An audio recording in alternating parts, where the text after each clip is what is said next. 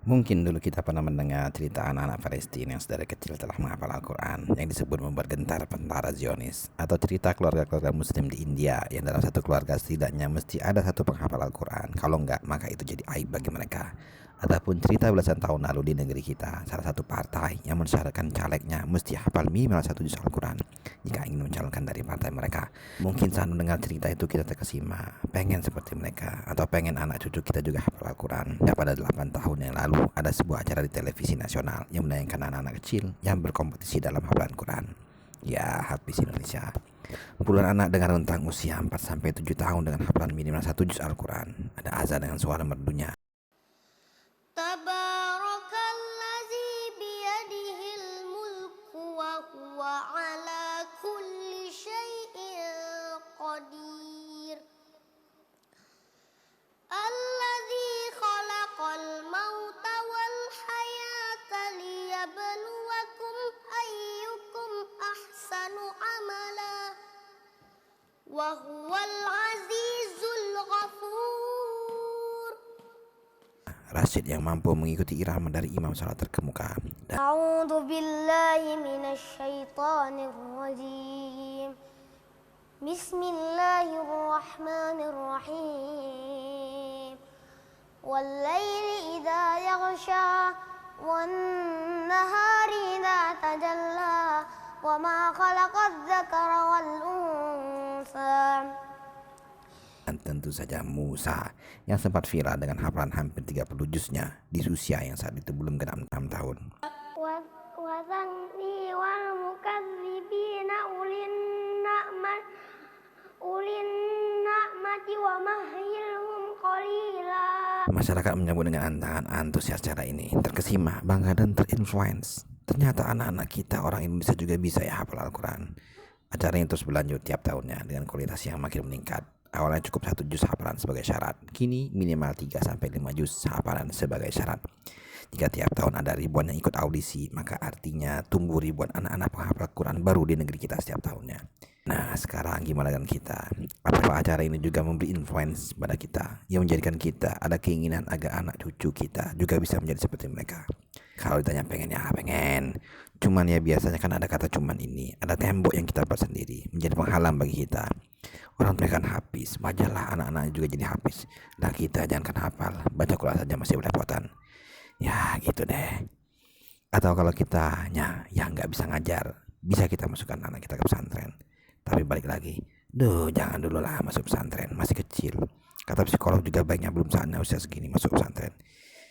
Ya paling gampang anak cucu kita masukin saja ke TPA di masjid dekat lingkungan kita. Nah, bisa jadi benar, enak kan, nggak jauh ngantar dekat rumah. Tapi ada cumannya lagi nih. Pertanyaannya, apa gaungan acara Hafiz tadi sudah sampai ke telinga para takmir masjid di lingkungan kita? Umumnya TPA di masjid kita hafalannya itu surat Ad-Duha sampai An-Nas. Ya itu baik. Tapi bisa nggak kita coba tingkatkan menjadi lebih baik lagi? 1 juz gitu, mulai dari juz 30. Mungkin. Ya mungkin, susah. Ya susah lah pastinya. Makin susah ya makin besar pahalanya. Ya sudahlah mas, repot-repot, kita ini pengurus masjid juga banyak anak cucu. Ngurus anak cucu saja susah, apalagi kita ngurus anak orang lain, jadi habis lagi, susah.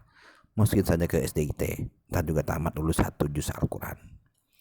Ya kembali lagi, tahmid masjid atau DKM itu bisa boleh kita sebut sebagai ormas. DKM kan organisasinya, ada struktur pengurusnya yang ngurus masyarakat, lembaga sosial, nyari pahala. Yang diurus masjid, tanggung jawab kita bersama sebagai muslim, masyarakat sekitar masjid. Mungkin kita membangun masjid itu cukup dengan uang dan tukang, namun menjadikan masjid kita, melahirkan anak-anak sekitar masjid menjadi penghafal Al-Quran itu suatu perjuangan dengan level tersendiri. Pasti susah. Anak-anak kita sendiri yang mungkin sudah hafal beberapa surat Al-Quran pun mesti kita kondisikan agar dia mau mengulang hafalannya atau murojaah agar hafalannya tidak hilang, dan itu pun kesusahan tersendiri. Tapi kalau kita bersama kita lakukan, insya Allah akan dimudahkan. Apalagi di masjid, sebagai ikhtiar kita mengumpulkan masjid.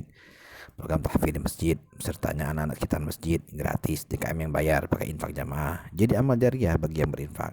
Karena setiap ayat yang dihafal, insya Allah ikut ngalir pahala ke yang berinfak. Ya idealnya begitu mas, tapi kan sejauh mana pengaruh saya terhadap masjid agar program ini jadi terlaksana? Atau kalau jadi terlaksanakan pun, gimana menjalankannya? Ya sama-sama kita ikhtiar. Jika tidak terwujud saat ini, mungkin nanti. Setidaknya takmir masjid di lingkungan kita dapat menciptakan atau memfasilitasi lingkungan yang kondusif untuk menghafal Al-Quran di masjid. Kalaupun terwujud itu hebat. Tiap Ramadan wisuda 1 juz. Anak-anak kita masjid hafal Al-Quran bisa bikin kampung kita jadi kampung tahfiz, dan itu sangat baik. Lingkungan adalah tanggung jawab kita bersama, karena antar anak saling mempengaruhi. Mungkin 5, 10, atau 20 tahun ke depan, apa yang kita ikhtiarkan saat ini akan menjadi lingkungan sekitar kita atau sekitar cucu kita nantinya menjadi lebih baik, dan menjadi amal jariah yang terus mengalir pada kita dengan asbab ilmu yang bermanfaat. Semoga bermanfaat. A'udzu billahi minasy syaithanir rajim. Bismillahirrahmanirrahim. Al-haditsus sabi wal ishrun wa an Aisyah radhiyallahu anha anna Nabiyya sallallahu alaihi wasallam allamaha hadzal du'a.